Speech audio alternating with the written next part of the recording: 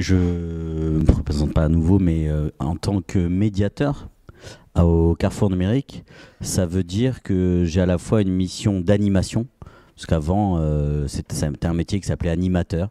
Et à la Cité des sciences et de l'industrie, on a des animateurs scientifiques, des animateurs techniques. Il y avait même à une certaine époque des animateurs multimédia. Nous, au Carrefour numérique, on va réunir un peu toutes ces fonctions-là. Et donc on est sur des sujets qui sont plutôt les cultures numériques au sens large. Donc ça va autant être tout ce qui est la fabrication avec le Fab Lab qui est chez nous, mais il y a aussi des cultures sur qu'est-ce que c'est que la réalité virtuelle, quel est l'avenir de l'intelligence artificielle, comment on se sert petite création numérique. Donc il y a toutes ces choses-là avec lesquelles on navigue. On a à la fois des ateliers techniques de prise en main, on a des ateliers plutôt d'initiation, d'apprentissage, de maîtrise des outils, et on a des ateliers de rencontres où on fait intervenir des gens soit de la sphère privée, soit des gens de la société civile, ou aussi des chercheurs. On essaye justement d'avoir un peu cette, on va dire, le mot qui était un peu à la mode, mais qui est toujours d'actualité, d'être un tiers. Ça veut dire qu'on va faire se rencontrer les différents publics, à la fois des publics de communauté, des publics amateurs, des publics professionnels. Et nous, en tant que médiateurs, parfois on s'efface complètement, ou parfois, parce qu'on a besoin d'animer le temps d'échange ou d'animer le temps de création, on prend un peu les devants pour suivre le scénario et aller construire avec le public les choses. Alors, Gabi, juste pour rebondir, je ne sais pas si c'est... Oui, je prends le micro. Super. Je ne sais pas si c'est très clair pour vous, cher public. Quand Gabi parle du Carrefour numérique, c'est vraiment l'espace dans lequel on se trouve. Et je voulais juste faire une petite incise sur la Cité des sciences et de l'industrie. Je ne sais pas si vous étiez déjà venus, en levant la main, les personnes qui étaient déjà venues à la Cité des sciences et de l'industrie avant aujourd'hui. Quand même.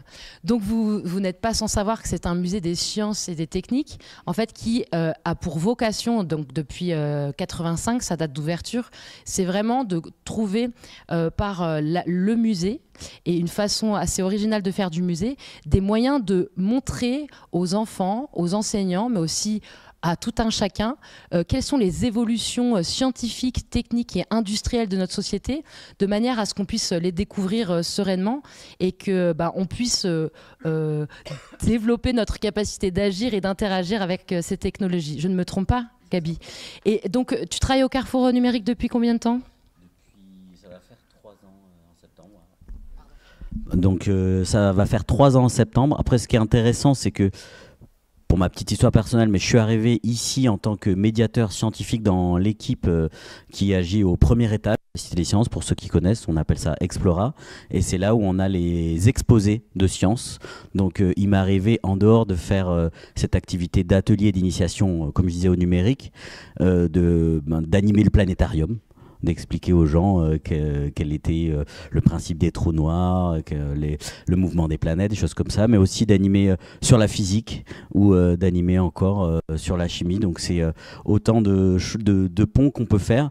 Moi, j'ai pas fait de thèse, j'ai pas un doctorat dans une discipline scientifique. J'ai beaucoup appris sur le tas. Ce qui est assez étonnant, c'est que j'étais parti plutôt sur une formation en sciences de l'environnement et en développement durable, mais j'ai aussi en fait, par une expérience de métier, fait beaucoup de médiation, donc naviguer d'un sujet à l'autre, parce que finalement, on n'est pas obligé d'être maître d'un sujet pour être médiateur de ce sujet.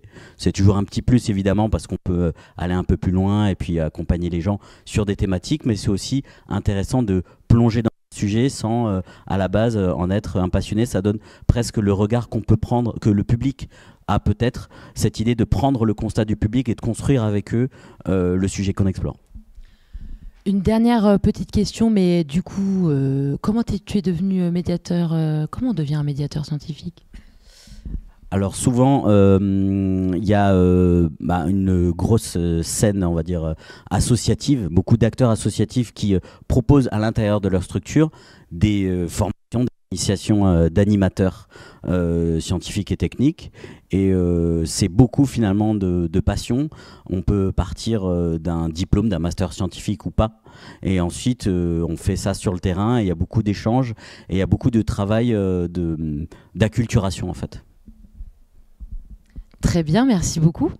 Je propose à Evelyne Lost à mes côtés de vous présenter. Tiens, prends mon micro, si c'est galère. Oui, ça marche, non. L'avantage, c'est qu'il est aussi technicien de la salle. Donc... Oui, bon, alors bonjour. Moi, je suis chercheuse INRAE, donc c'est l'Institut de la recherche agronomique et de l'environnement, au laboratoire interdisciplinaire Sciences, Innovation et Société, qui est situé à l'université Gustave Eiffel. Et je m'intéresse aux pratiques collaboratives depuis un peu plus de 10 ans maintenant. J'ai d'abord fait des recherches dans les Fab Labs, et en particulier d'ailleurs au Carrefour numérique, parce que c'était le tout début du Carrefour numérique, pas du Carrefour numérique, mais du Fab Lab du Carrefour numérique. Et puis ensuite, j'ai été travailler dans les tiers-lieux. Et parallèlement à ces travaux de recherche, j'ai rejoint des collègues de mon laboratoire qui se sont impliqués dans la mise en place d'une plateforme multi-acteurs qui s'appelle Alice, que ma collègue connaît un petit peu maintenant. Et cette association rassemble en fait des organismes de recherche ou des établissements ou des universités et des organisations du tiers secteur de la recherche. Pour faire très court, c'est des organisations qui représentent la société civile, et en grande partie ce sont des associations, mais pas que. Et donc ces acteurs du tiers secteur de la recherche ou de l'enseignement supérieur et de la recherche ont pour objectif de faire reconnaître l'importance des recherches participatives et d'aider à la reconnaissance la reconnaissance du tiers secteur de la recherche dans les politiques publiques de recherche et d'innovation en France. Tout ça dans une visée justement avec une grande ambition qui est de transformer la société par la recherche. Donc, et pour en venir jusqu'au bout à l'appellation qui est sur la diapositive que j'ai à ma droite, là, qui me présente, à la frontière entre ce travail de recherche et mon engagement dans cette plateforme, j'ai coordonné l'évaluation formative d'un instrument de politique publique expérimental qui visait justement à financer des activités de recherche dans les associations, qui sont beaucoup des activités de médiation et d'intermédiation, justement. Et cet instrument de politique publique s'appelait le FONGEP Recherche. Pour les personnes qui ont quelque chose à voir avec l'éducation populaire ou plus largement l'animation dans les associations, le FONGEP est une subvention qui existe depuis les années 60 pour financer justement des activités d'animation socioculturelle dans les associations. Donc l'idée, c'était d'en créer un nouveau qui puisse financer les activités de recherche dans les associations. Alors cette politique publique de recherche, elle a été expérimentée trop peu de temps, mais elle s'est révélée assez efficace et donc très prometteuse, on va dire, plutôt qu'efficace, puisque évidemment on n'a pas pu observer de transformation dans la société liée à ça, puisque c'était beaucoup trop court. Elle a été suspendue en 2021. Et donc depuis, les associations n'ont pas de ressources stables pour leurs activités de recherche et d'innovation. Voilà, c'est la réponse. À quoi ça ressemble en une phrase une recherche d'une association, justement ? Alors une recherche d'une association en une phrase, c'est une recherche souvent en partenariat avec des organismes de recherche publics, un peu moins souvent en partenariat avec des fondations notamment qui financent. Et l'objectif de ces recherches en général, c'est de répondre à un problème de terrain, soit dans plein de domaines, enfin tous les domaines qui intéressent les associations, et donc de répondre à ce problème en trouvant des solutions par l'innovation. Merci beaucoup Evelyne. Je vais donc ensuite passer la parole à Aude Kérivel qui va se présenter. Bonjour, alors je m'appelle Aude Kérivel, je suis sociologue et donc directrice du LEPI. Avant cela, j'étais responsable du pôle expérimentation et évaluation des politiques publiques à l'INGEP. Encore avant cela, je travaillais à l'université comme chercheur. Et encore avant cela, j'enseignais en école de travail social, la sociologie, pendant ma thèse. Et encore avant, j'ai été animatrice sportive et responsable d'un service jeunesse en maison de quartier. Je pense que c'est ce parcours qui m'a conduit à souhaiter produire de la connaissance utile et utilisable pour les acteurs de terrain. Et je m'inscris beaucoup, alors je travaille essentiellement sur les questions de jeunesse, sur tout ce qui est école, inégalité scolaire, sur la protection de l'enfance et ce qui était violence aussi, violence, harcèlement, tous ces sujets-là. Et je m'inscris dans le cadre théorique de la Grounded Theory, ou la recherche enracinée, ou la recherche ancrée, ça dépend des traductions, avec cette idée qui rejoint un petit peu ce que disait ma collègue, de partir d'un problème de terrain et avec les cadres théoriques que l'on va mobiliser, de construire une problématique de recherche, puis au travers de la construction des outils de recueil de données, questionnaires, entretiens, mobilisation de bases de données, observations, etc., d'être dans un va-et-vient constant entre terrain et théorie pour laisser apparaître aussi des intuitions de recherche qui peuvent être extrêmement intéressantes, faire évoluer les cadres théoriques et les concepts que l'on peut mobiliser, et puis avancer comme ça et produire de la connaissance qui soit... Il y a vraiment cette volonté que ça soit utile aux décideurs, aux élus, aux politiques, mais aussi aux professionnels de terrain et même aux personnes bénéficiaires impliquées dans les recherches à partir des sujets sur lesquels on travaille. Merci beaucoup Aude. Alors Gaby, du coup là on va rentrer un peu dans le concret. Vous êtes présenté, vous avez lancé un peu des sigles, on est un peu sur des travail de chercheur, c'est pas très clair. Donc on va essayer de rendre ça un petit peu plus concret. Et on va commencer par Gaby qui du coup pratique le concret au quotidien. Mais en fait, à quoi ça ressemble de transmettre un savoir sur une pratique, une théorie, je sais pas, je vais prendre l'exemple la pesanteur. Non, prends l'exemple que tu souhaites, mais très concrètement, comment fait un médiateur pour partir de quelque chose qui a l'air hyper complexe et hyper théorique pour finalement faire en sorte que le citoyen comprenne, même pas par une action, par une animation, et en fait un peu quelles sont les techniques que vous utilisez au quotidien pour trouver des solutions là, pour transmettre ces connaissances. Merci. Souvent en fait on part un peu je ne sais pas si vous êtes déjà allé au Palais de la Découverte, mais on part un peu du principe de ce que font les chercheurs, c'est qu'ils essayent de modéliser, de simplifier un concept pour en prendre des choses sur lesquelles ils peuvent faire finalement des comparaisons, presque des formes de métaphores, des choses qui seraient simplifiées, comme si j'expliquais, je sais pas moi, le principe du vide dans l'espace. Eh ben, je vais peut-être jouer avec un ballon, avec une pompe, avec des choses qui vont reprendre les principes physiques, mais qui vont être démontrés de manière simplifiée, ludique et animée. Après, animé, le terme est important, parce que finalement, ça veut dire qu'il faut faire vivre. On arrive là où, à la place, ce sont des textes, des vidéos, des images. En fait, l'intérêt, c'est de faire vivre, mais souvent, le sujet, le point de départ, comme je l'avais dit tout à l'heure quand je me suis présenté, c'est un terme qu'on utilise beaucoup, c'est le constat du public, ou souvent en médiation scientifique on parle de représentation du public. Donc ça veut dire on part de finalement comment les gens ils voient les choses, avec quel vocabulaire ils les expriment, quel est leur quotidien, quel est leur environnement de proximité. Donc on va partir de choses qui sont très proches des personnes avec qui on dialogue, parce que ça reste un dialogue finalement, la médiation.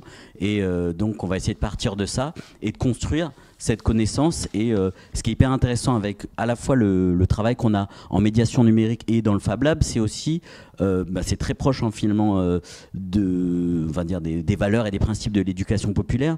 C'est en fait il n'y a pas une personne qui a plus ou moins de savoir, il n'y a pas une posture supérieure du médiateur par rapport à je sais les choses et je vais vous les conter.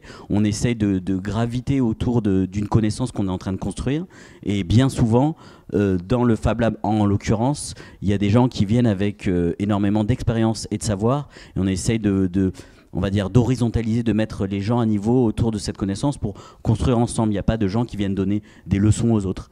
Et je pense que cette approche-là, elle est la base de finalement c'est pas très compliqué, c'est pas trop dur, c'est pas un savoir qui est loin de moi. Et on a souvent cette problématique quand on vient dire aux gens aujourd'hui on va faire un atelier où vous allez faire du montage vidéo avec un fond vert, avec un logiciel de streaming, et demain vous pourrez être youtubeur vous-même. Au début les gens ils nous disent ah non mais ça c'est pas pour moi, et en fait étape par étape, ensemble, en fait, on arrive avec les gens à leur faire finalement choisir des sujets qu'ils aiment bien, avec des technologies qu'ils ne maîtrisaient pas 2 heures avant, et arriver ensemble à construire des choses.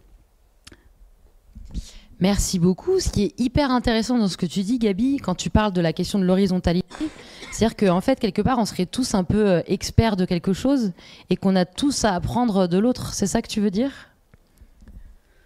C'est un peu ça, et le contraire en même temps. Ça veut dire que on essaie justement de jamais dire qu'on est expert de quoi que ce soit, parce que le mot expert finalement renvoie à une approche un peu descendante et un peu pyramidale de la connaissance.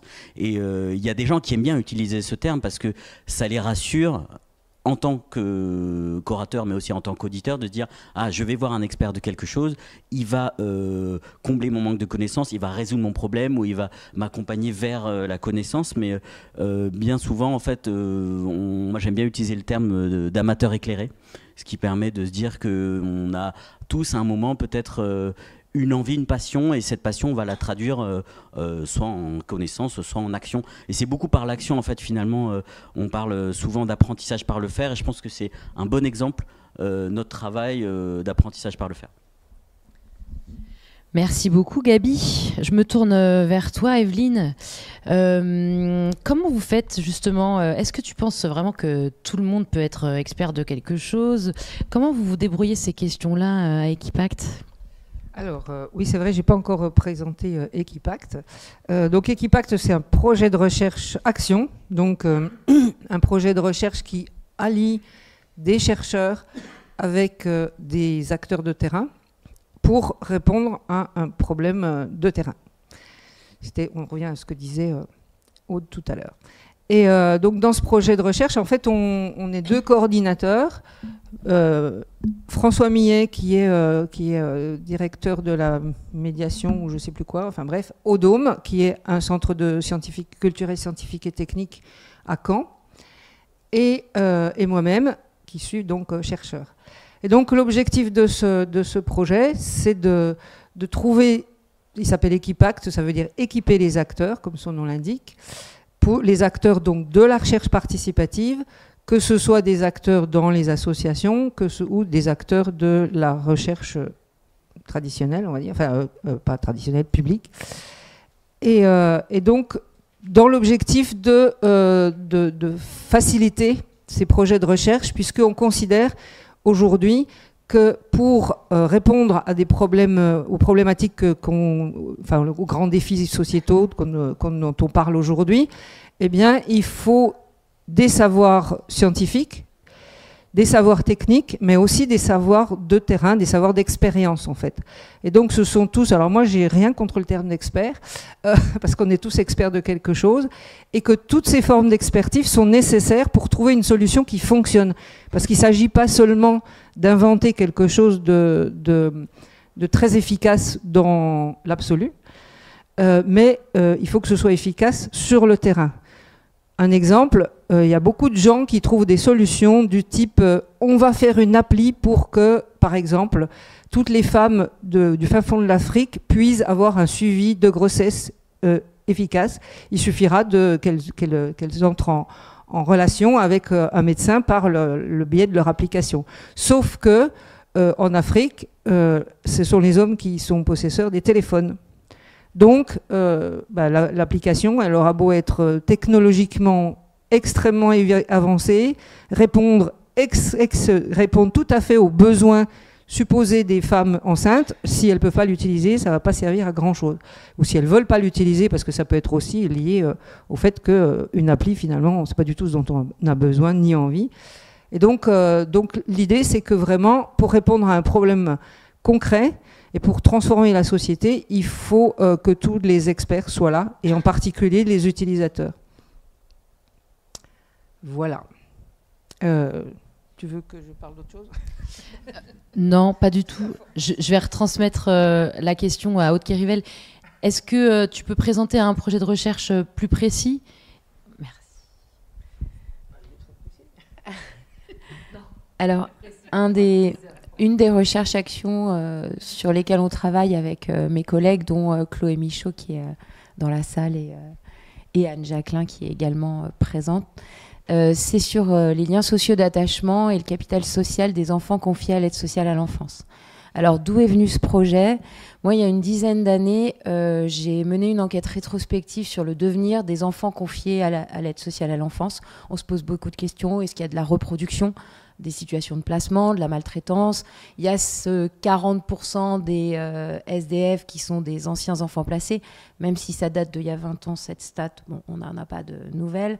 Mais il y avait ce sujet-là, donc on avait fait cette enquête rétrospective. Parallèlement, j'avais aussi évalué 2 dispositifs qui visaient à lutter contre les ruptures de parcours de jeunes sortant de l'aide sociale à l'enfance. Vous savez qu'à 18 ans, c'est la fin de la prise en charge et que 18 ans, c'est très tôt quand il n'y a pas de contrat jeune majeur. Et donc, j'enquêtais sur des expérimentations dans des départements pour viser à accompagner ce passage à l'âge adulte et cette fin de prise en charge. Ces 3 projets m'ont conduit à, d'une part, observer l'isolement dans lequel se trouvaient les jeunes au moment de la fin de la prise en charge et les conséquences que l'isolement pouvait avoir dans les parcours, puisque dans les enquêtes rétrospectives, je rencontrais des gens de 30 à 60 ans qui avaient été placés dans leur enfance et qui racontaient leur parcours entre le moment du placement et l'âge qu'ils avaient au moment où je les rencontrais. Et j'observais aussi que l'isolement était un sujet central qui avait un effet sur les parcours importants. Et à l'opposé, j'observais que ceux finalement qui avaient vécu le moins difficilement le passage à l'âge adulte et qui s'en sortaient le mieux, c'était ceux qui avaient des personnes sur qui compter, qui avaient... Alors moi, je suis toujours bourdieusienne et donc j'avais ce terme de capital social. Et ça m'a conduit à écrire un article qui disait, bah voilà, plutôt qu'accompagner à l'autonomie, parce que c'est le gros sujet, le projet personnel à l'autonomie de l'enfant, etc., il faudrait peut-être accompagner à l'acquisition du capital social. Suite à cet article, qui est un article basique, il y a une fondation qui a des villages d'enfants dans toute la France, avec qui j'ai travaillé. Moi, j'avais déjà mené des recherches-actions sur la violence en institut thérapeutique, éducatif et pédagogique sur ces sujets-là. On a co-construit une recherche-action qui visait à faire en sorte que les enfants sortant de l'aide sociale à l'enfance ne soient pas isolés. C'était ça l'enjeu. Et donc, pour arriver à ça, il faut partir de quand ils sont tout petits, au moment du placement. Donc, ça peut être en pouponnière quand ils sont bébés ou ça peut être à n'importe quel âge. Et jusqu'à leurs 18 ans ou leurs 21 ans, la fin de la prise en charge. Donc on a fait d'abord cette première recherche-action avec la Fondation Action Enfance. Et ensuite, il y a un département qui a vu nos travaux et qui nous a demandé de faire le même type de démarche. Donc la démarche, elle consiste à réunir un certain nombre de professionnels qui sont des assistantes familiaux, qui sont des éducateurs de jeunes enfants, des éducateurs spécialisés, des moniteurs éducateurs, enfin toutes les personnes qui travaillent au quotidien avec les enfants, de réunir les directions, parce que si les directions, si le département, si les décideurs ne sont pas dans la boucle, bah, on ne peut rien changer. Et donc, ça, dans une première étape, on mobilise toutes ces personnes-là dans des groupes recherche-action qui se réunissent 3 fois par an sur des journées complètes. Nous, parallèlement, en tant que chercheurs, on fait une enquête. On va dans tous les établissements, on fait des entretiens, on fait passer des questionnaires. Alors, on a des enfants en face de nous qui ont parfois... qui sont très jeunes. On a une part importante d'enfants qui sont en situation de handicap. Donc, on est toujours en train d'innover pour comment faire parler... sur des sujets pas évidents des enfants. Donc la première étape, c'est vraiment faire un état des lieux par le biais de l'enquête, là en l'occurrence sur les liens sociaux d'attachement des enfants et des jeunes, donc leurs parents, les frères et sœurs, les copains, les personnes avec qui ils sont placés, les gens de l'école, les éduques, etc. Comprendre ce qui se passe pour ces enfants qui vivent... des situations de placement avec souvent beaucoup de déplacements, parce qu'il y a beaucoup de changements de lieu de placement dans des parcours de placement. La deuxième étape, c'est une fois qu'on a fait un peu un état des lieux, les professionnels imaginent des fiches actions, alors, qui sont souvent des choses qu'ils ont fait à un moment donné, mais des fois ils l'ont fait qu'avec un enfant, des fois ils l'ont fait à un moment, mais maintenant ils n'ont plus le droit de le faire. Donc c'est penser des fiches actions. Alors ça peut être qu'un enfant puisse organiser son anniversaire et inviter des copains. parce que c'est pas évident quand on est un enfant confié, qui puisse avoir des activités extrascolaires, qui puisse maintenir des liens avec ses frères et sœurs, même s'ils sont séparés, s'ils ne sont pas sur les mêmes lieux de placement. Garder des liens avec des grands-parents, même si le placement implique souvent une rupture avec la famille nucléaire, mais aussi souvent avec la famille élargie. Donc c'est des fiches actions de cet ordre-là, en fait. Donc on expérimente ces fiches actions, et forcément les expérimenter, c'est pas que les professionnels qui sont maîtres d'œuvre de ces fiches actions. Il faut que la direction donne un budget, il faut qu'elle bouge les lignes par rapport à la réglementation. Donc ça implique tout un tas de sous-groupes, un groupe budget, un groupe transport, parce qu'on était dans l'un en termes de transport, on n'a absolument pas l'infrastructure, donc c'est un très très gros frein à beaucoup de choses liées au développement et au maintien des liens sociaux d'attachement. Et puis, ensuite, c'est peut-être notre expérience dans l'évaluation des politiques publiques. Il y a toujours une volonté évaluative.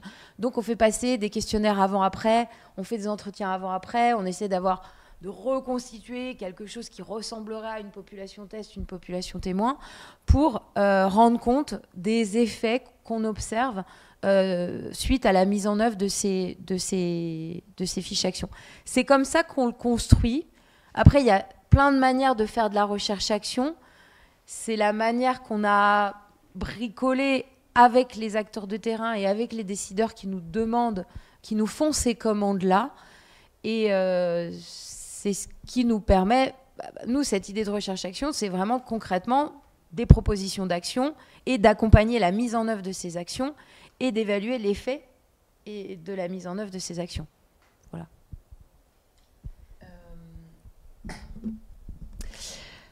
On regardera les autres slides après. Ça marche très bien. Evelyne, sur le référentiel de l'intermédiation, déjà, à quoi ça sert, à qui ça s'adresse et comment vous allez le construire?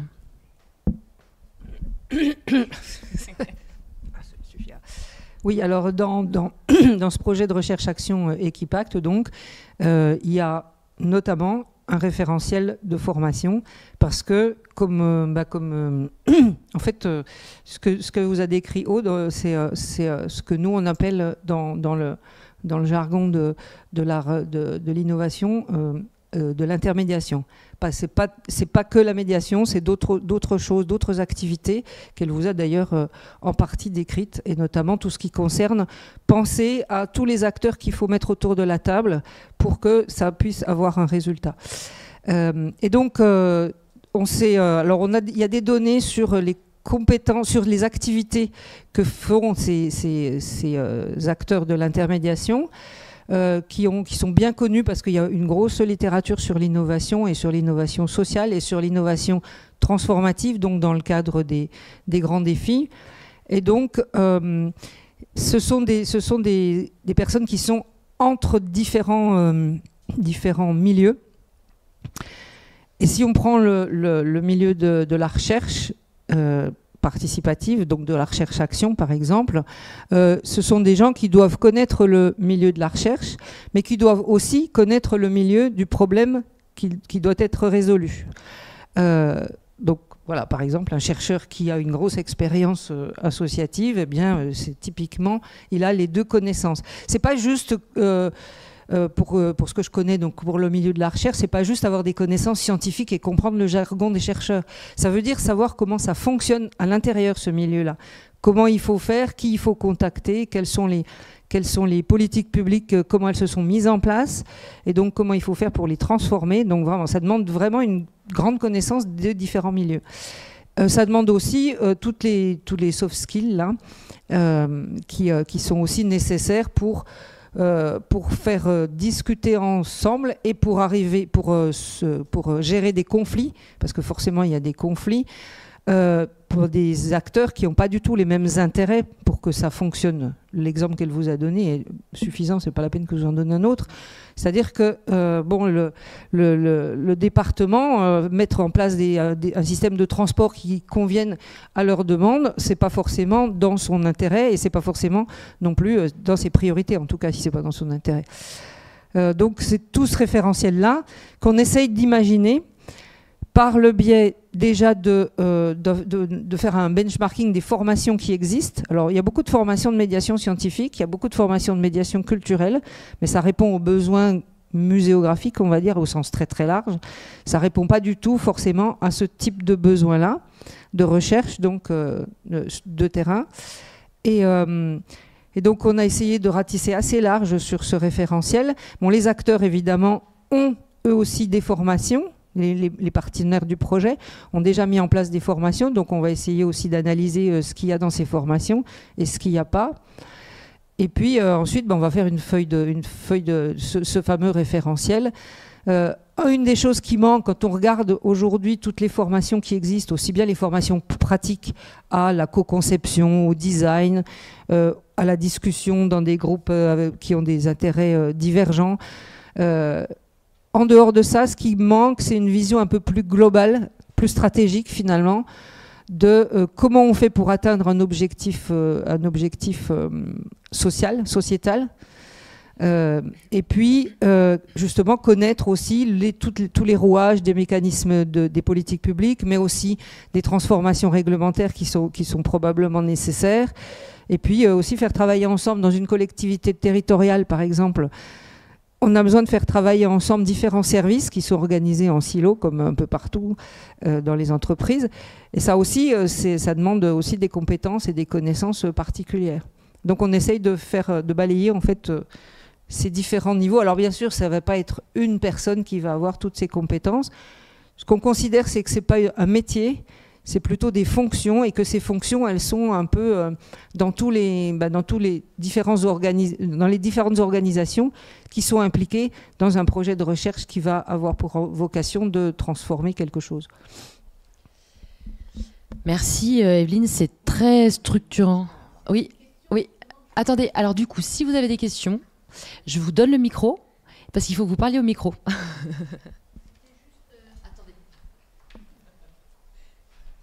Excusez-moi, hein. C'était juste une question justement pour trouver ces personnes. Vous dites c'est exigeant, ça nécessite qu'ils connaissent, de ce que je comprends, en profondeur quand même, un terrain, un secteur. Alors comment vous les identifiez? Tiens, Aude, je lui passe le micro pour qu'elle réponde. Alors ça, c'est justement ce qui fait que c'est tellement compliqué finalement de monter des projets de recherche comme ça, parce que c'est déjà, rien que pour faire un projet de recherche, c'est compliqué. On a d'ailleurs, dans le cadre d'Equipact, on est en train de conduire une enquête pour essayer de comprendre comment les gens se rencontrent. Mais une des activités clés justement de ces personnes intermédiaires, c'est d'avoir la capacité de créer du réseau. Et donc les réseaux, c'est pareil, c'est pas une seule personne qui va pouvoir à chaque fois dire il faudrait rencontrer telle personne, je connais bien tel service, tout ça, c'est effectivement le fait d'être autour de la table, d'apprendre à se connaître, d'apprendre à identifier les besoins qu'on va avoir, et ensuite de se mettre en réseau pour avoir autour de la table toutes les personnes. Donc ça prend du temps, effectivement, et c'est pas une seule personne qui va vous résoudre ce problème-là. Est-ce qu'il y a d'autres questions du coup dans la foulée pour Evelyne ?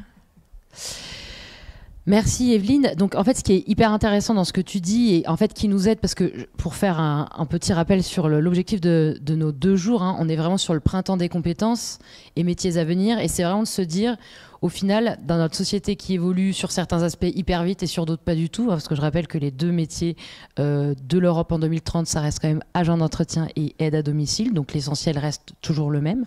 Mais en fait, ce qui est très important dans ce que tu as dit, Evelyne, c'est que, voilà, on parle d'innovation. L'innovation, elle vise à résoudre un problème ou répondre à un besoin, et particulièrement quand on parle d'innovation sociale.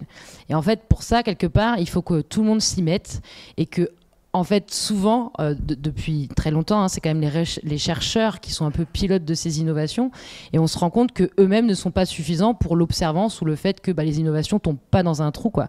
Que ce ne soit pas juste des inventions, quelque part. Et ça, je recommande la lecture de Norbert Alter, qui est très éclairante sur le sujet.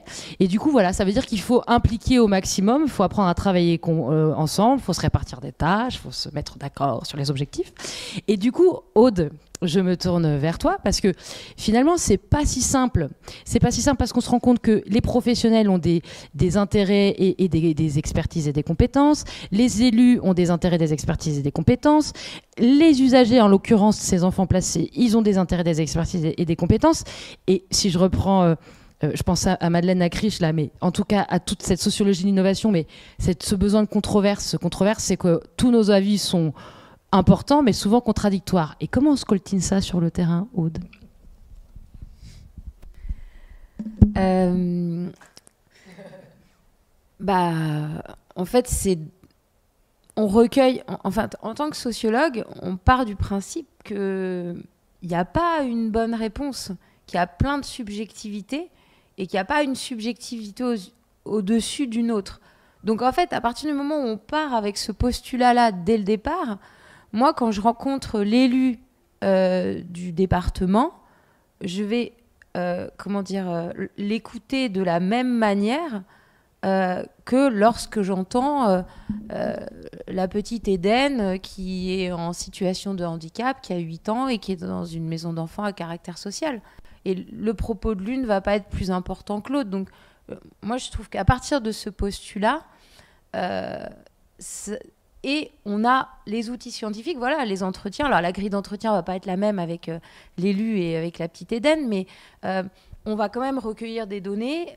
Le fait qu'on produise des statistiques, c'est quelque chose qui est très important. Je pense à ça parce que souvent, j'ai eu des échanges avec l'élu qui ne comprenaient pas certaines choses.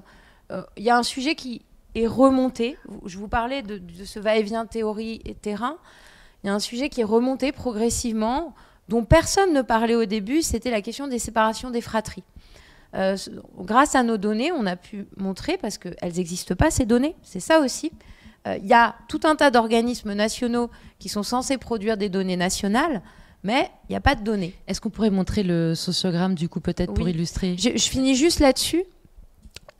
Et donc, parce que c'est une recherche-action, parce qu'on implique tout le monde, parce que les questionnaires, on les a co-construits avec les gens, parce qu'ils savent pourquoi on les recueille, ces données, ils prennent du temps sur leur emploi du temps extrêmement chargé, dans un contexte de crise du travail social qui est quand même assez important, pour remplir ces données et pour ça nous permet d'avoir des données. Donc on voit qu'il y a 60% des enfants qui ont des frères et sœurs et qui sont séparés de leurs frères et sœurs.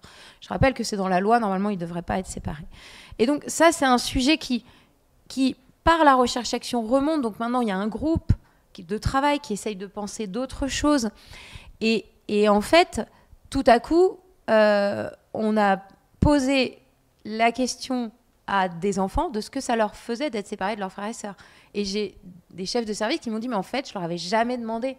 Et le fait de mettre, et je pense, je finis sur mon exemple avec l'élu.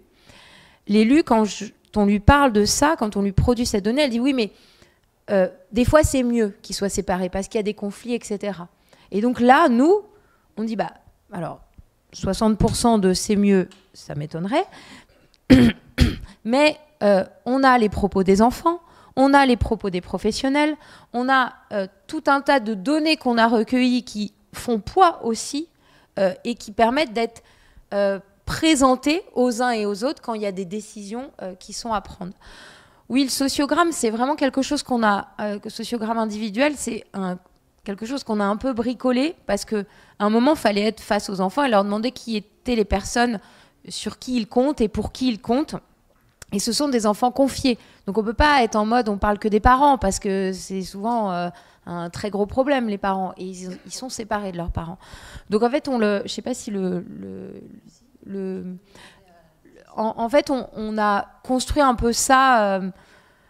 Au départ, on le faisait en entretien pour faire parler les enfants. Finalement, comme on a vu que ça marchait bien, les professionnels se sont dit « Ah ouais, c'est hyper intéressant aussi pour nous. » Parce que les enfants, on n'a pas toutes ces infos-là.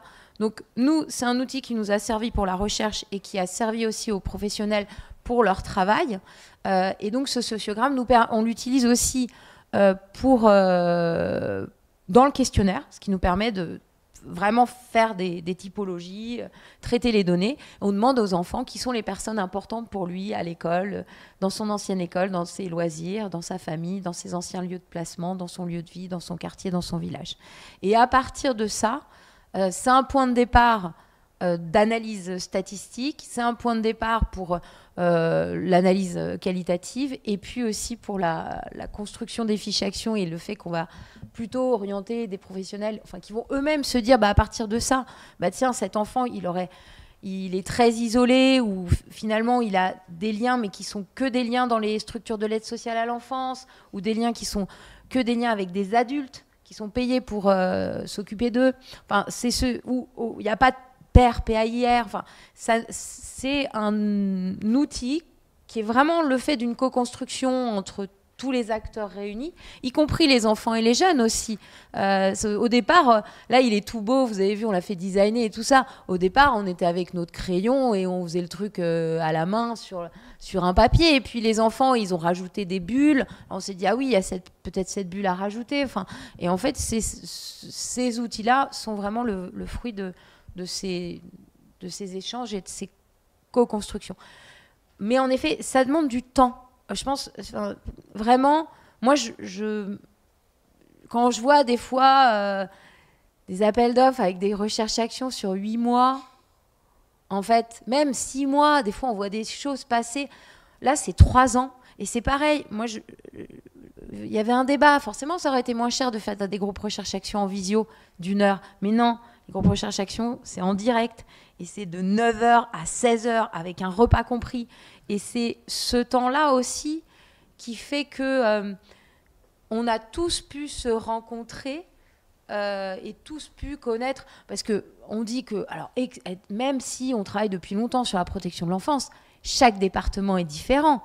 Honnêtement, on a mis 1 an pour comprendre l'organigramme. Et même les gens autour ne le connaissaient pas, ne le comprenaient pas. Donc, en fait, on est obligé de prendre ce temps-là et que chacun puisse mettre à profit sa connaissance, son expérience, ses idées, tous ensemble. Et juste ce que je voudrais rajouter, c'est que cette recherche-action, elle n'aurait jamais existé sans le terrain. Et même les concepts qu'on mobilise, ils n'auraient jamais existé sans le terrain. Et aujourd'hui, ils intéressent beaucoup de monde, on va dans tous les départements, on est même surpris de ça. Mais on ne l'aurait jamais pensé tout seul dans notre labo universitaire déconnecté. Et c'est ça qui est passionnant. Est-ce que tu veux rebondir, Evelyne, sur la question de la temporalité ? Oui. Oui, c'est vrai que c'est un point très important. C'est que alors, nous, quand on parle de projet, c'est pas le projet de recherche qui est financé, qui doit durer effectivement un certain temps. Là, le projet dont je vous parle, par exemple, Equipact, là, on est financé sur 2 ans. Sur 2 ans, on doit produire un référentiel d'un métier dont vous avez bien compris que, en fait, c'est pas un métier, c'est une fonction. Donc, c'est juste des compétences. Quelles compétences et quelles connaissances il faut pour exercer ça. On a décidé de travailler sur une méthode d'évaluation formative, c'est-à-dire une méthode qui permet de non pas se dire on va évaluer l'idée qu'on a eue et qu'on essaye d'expérimenter quelque part, mais on va faire pour qu'on ne perde pas de vue que c'est pour répondre à un problème bien particulier et que donc ça doit avoir des objectifs des impacts bien particuliers sur la société, sinon ça ne marche pas. Donc, souvent on perd de vue son objectif justement parce que c'est long. Donc pendant toute cette durée, on a cet outil-là, on doit faire ça sur 2 ans. Bon, ça tombe bien parce que ça fait déjà 10 ans qu'il est mis en place dans d'autres projets, donc on a déjà 10 ans d'avance. Et puis on doit travailler encore 2 autres questions.